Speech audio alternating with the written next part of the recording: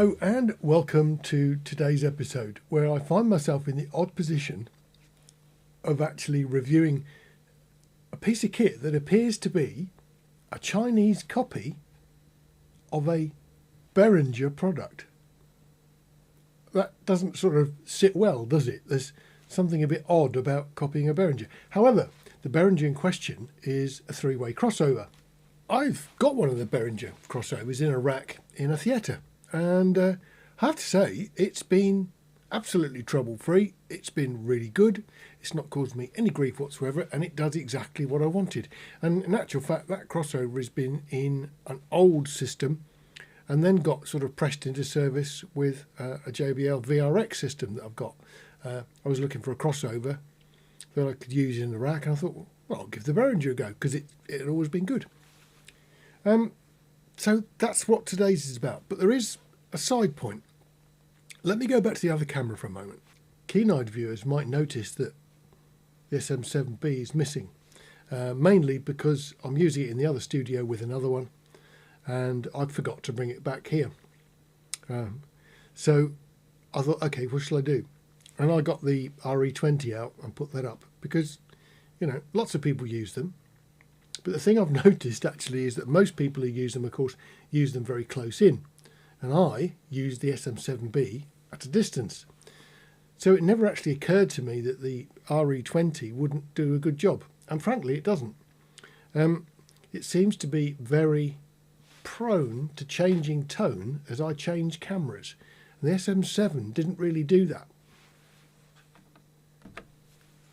If I go back to facing this camera, well then the RE20 is facing straight at my mouth. And there is a difference in the tone between the two.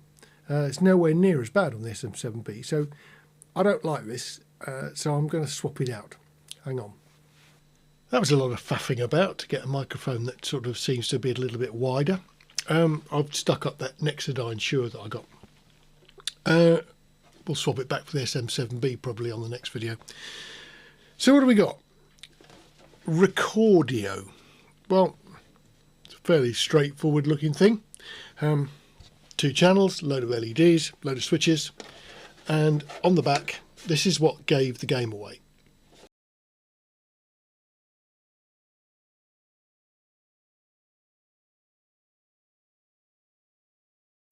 So, what do we got? Well, as they work out of the box, they're normally either used as a 2 or a 3 channel stereo crossover.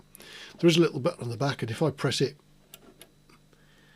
LED in the middle changes, and it's gone out of stereo mode and it's gone into 4 channel mode.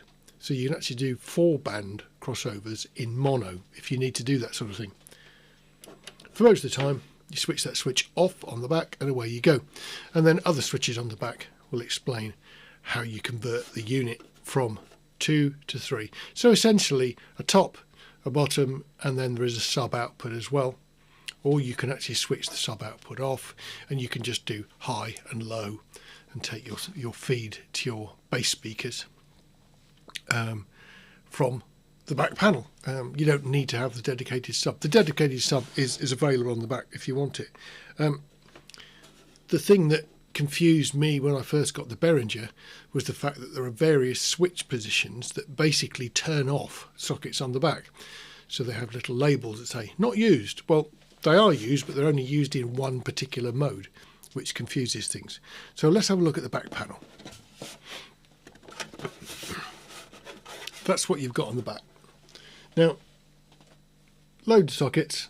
Okay, that's fair enough, isn't it? So you've got all the usual stuff with 2 channels. It does occur to me that I need to explain what a crossover does.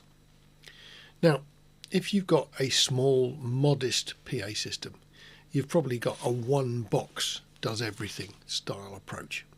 So it's got a big speaker for the bass, it's got a little speaker at the top to do just the HF stuff, and it probably doesn't do bass very well. So it manages most of it, but it doesn't do a kick drum very well. It doesn't do the bottom end of a bass guitar very well. So certainly if you're into sort of music that's got synthy bass lines, it just can't give you that sort of stomach thumping clump when those notes play. So you go and buy some subs, don't you? Well, as soon as you buy some subs, you need a way of splitting off the audio. So you're sending almost the full range to your one-piece speakers, and your subs only want that very bottom end. Perhaps it's an octave at the bottom. It's not very much at all, but that's where the energy is. And if you're doing that sort of music that needs your stomach to know when the bass plays, then subs are the way to go. So a unit like this can be set so that it will look at that bottom end and slice off everything that your subs don't want. And equally, it will then be able to slice off the bottom of what you're sending to your full range speakers. Some people go a bit further than that, and they might have a system that drives the HF, the mid-range and that sub-bass separately. So you might have 3 amplifiers. Each one does a very specific thing, feeding the speaker that does a very specific thing. And that tends to be better. The snag being, of course, you've got to have a gizmo that does all that filtering, and that's what these things actually do. So this unit has got a load of knobs, and the knobs can be set for how much of each frequency band that comes out the sockets on the back, and at what frequency do they change from one to the other. And I thought trying to explain that in words is quite difficult. So I'll let you see this little clip here. I fed pink noise into the crossover, and then you can see on the screen as I turn the knob what's actually coming out and how turning the knobs adjusts it. And you can also hear the pink noise that I've sent in, so you know what it sounds like when it's been band cut. So maybe if you don't know about crossovers, this might be a useful bit, because it will give you the link between what's coming out the sockets on this thing and what that actually sounds like in a system.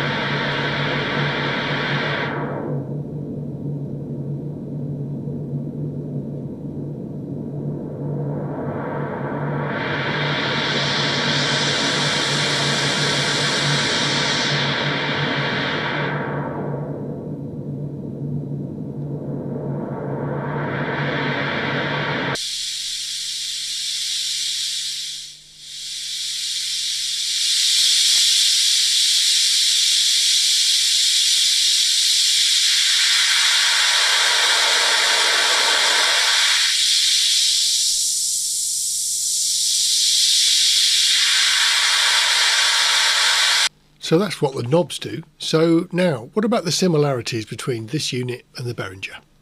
Are they the same? Well, no, they're not really. The feature that is missing from this unit, which is on the Behringer, is the delay. So have a look at the Behringer front panel, and I'll superimpose underneath it the front panel for this one. Now, pretty much if you look at the LED placement, they're different. But most of them, there's correlation. The dials have got the same frequency markings. So the actual centre frequency of some of these is exactly the same. It's exactly the same printing on the knob. So things are in the same place. The only omission being that delay control, which doesn't exist at all. So 7 knobs goes down to 6 knobs. So there is a difference. So whether this was a different version, I really don't know. It seems probable, but a little bit more investigation maybe. So it's not a direct copy of the 3400 Behringer, at least not the Mark II, because the Mark II has always had that delay. The idea being it just gives you a bit more opportunity to time align the sources. But realistically, most people don't bother with that.